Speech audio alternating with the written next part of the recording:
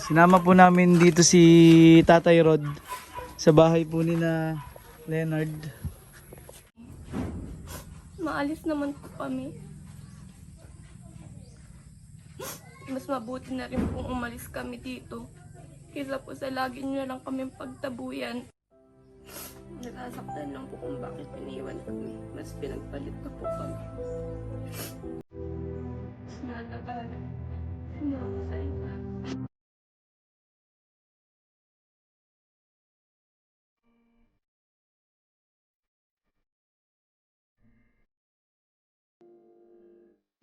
Pagkakapa ko na lang yung aking buhay. Nakakatulong na rin sa akin. Magtanim hindi. Pagkakayos namin.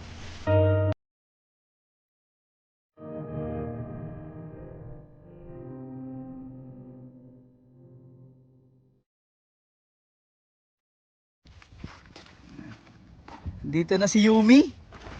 Ngayon na makikita ni Yumi ang bahay. Yan yung tatay yung solar. Aba, may manok agad. Kanina manok ito tayo.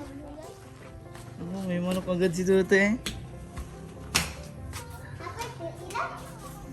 Yan yung magiging ilaw muna at naayos natin yung ano.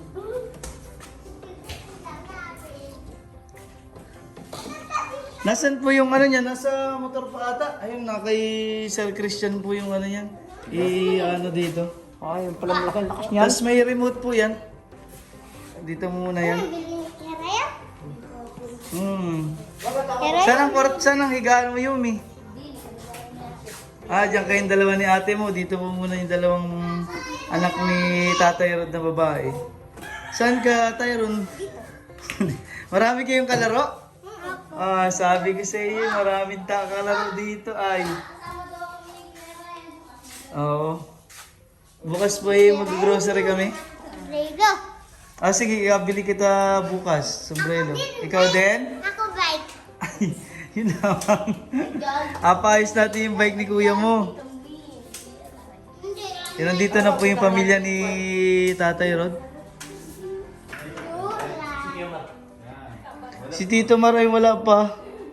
Ay, meron na pala silang gamit. Dinala na po nila yung mga gamit nila dito. Aba, may remote. May remote yan tayo, ma-on yan. Remote. Mamayang ano. Gabi. Kaming gabi ang kuya na yan. Mamayang gabi. Magagamit yan. Ito tatay yung remote eh. Ayos si Toto yung remote. Mabili mo na just tindahan ng bigas. Wala ko naman. Tabigay ko na po sa inyo yung ano niyo. Marami pong salamat kay Miss Marieta Cabudol. Marami pong salamat.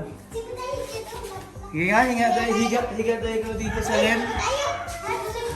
Higa day ko dyan sa higaan mo.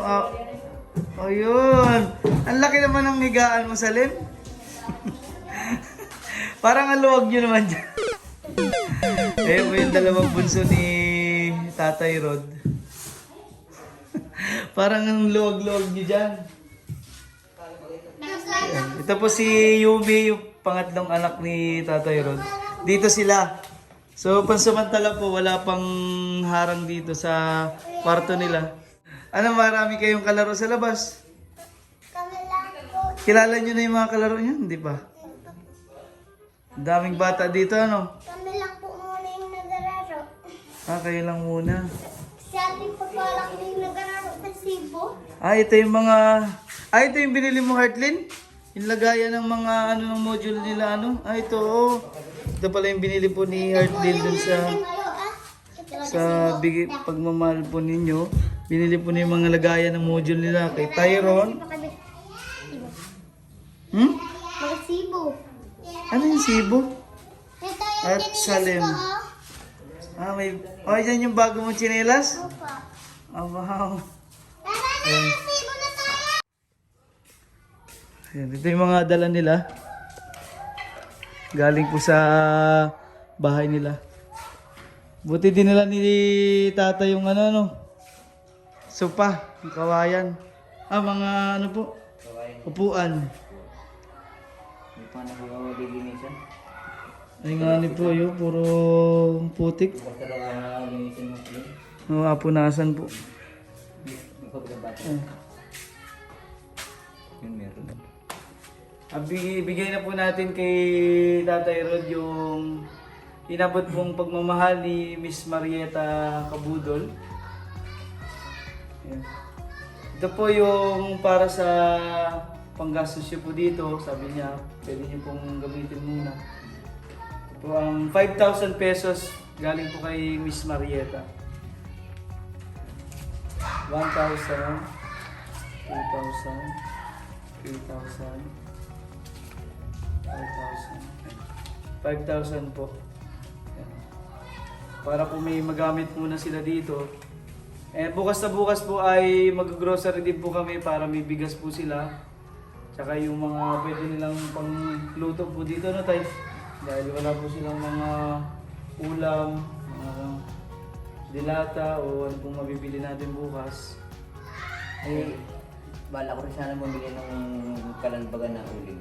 Ang uling na ang support. Maliit yung pagkakulit.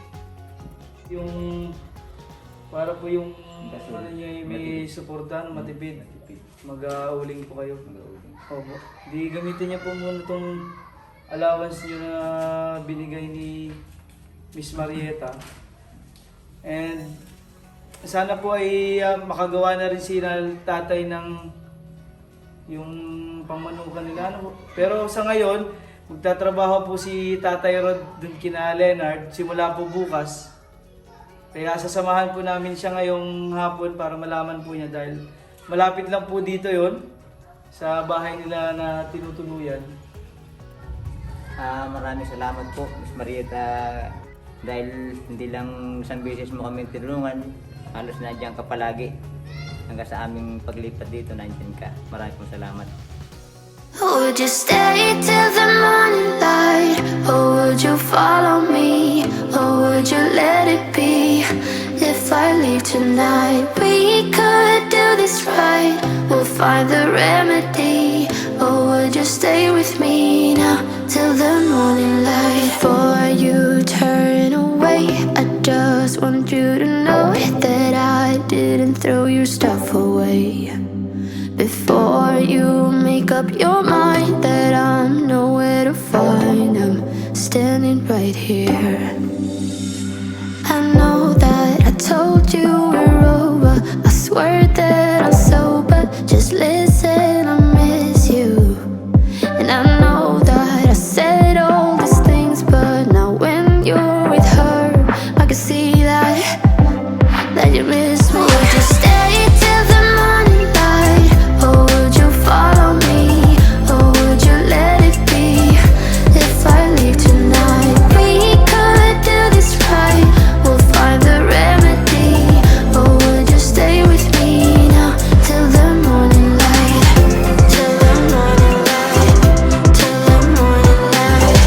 Till the morning light. Sinama po namin dito si Tatay Rod sa bahay po ni na Leonard. Dalawa na po ang porma. Yan, bukas po magsisimula si Tatay para kasama po isang si Sir Benny, dalawa na po silang labor para po matapos agad dito.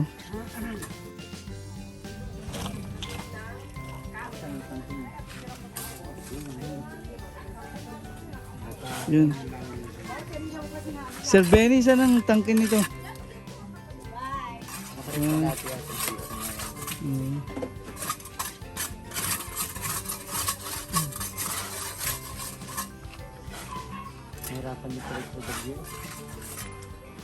Oo. Pati nakatira, hirap.